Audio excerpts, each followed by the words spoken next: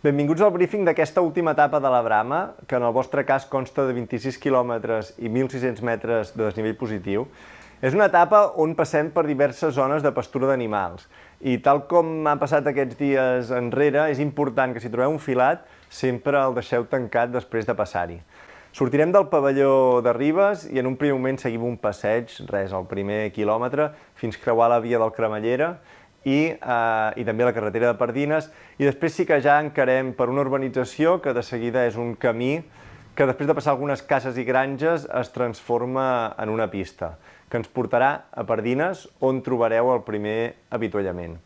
Després, a la segona part de l'etapa, sortim pels carrers de Pardines per anar cap al Coll de Pal, i sí que en un primer tram és una pista que seguim, però és una pista que la retallem diverses vegades per seguir corriols. Així que en aquest punt és també important estar atents a les marques perquè no seguiu, com que aneu a la pista, no la seguiu directament tota l'estona. A la part final sí que deixem la pista per encarar cap a Coll de Pal i de nou, en un primer tram són uns prats sense un camí molt ben definit que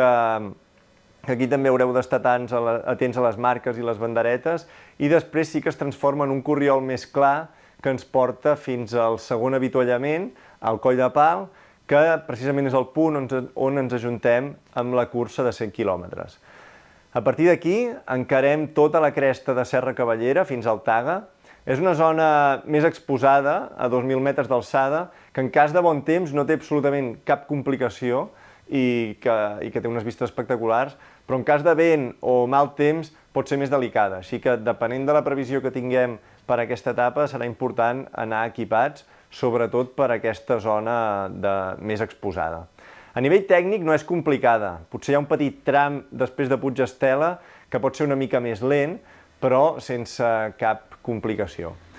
I abans d'encarar la pujada final al Taga, us trobareu la cursa de 60 quilòmetres que s'ajunta a la de 80 i la de 100, que ja anem junts, i així acabarem conjuntament aquests últims quilòmetres les tres modalitats. Un cop a dalt del Taga ens queden 6 quilòmetres de baixada fins a Ribes de Freser. És una baixada força vertical, primer per prats i després ja més per corriols, que després de 3 dies de córrer i com podem tenir les cames pot ser una mica dura, però que esperem que pugueu gaudir fins a meta, que us estarem esperant al pavelló per celebrar-ho.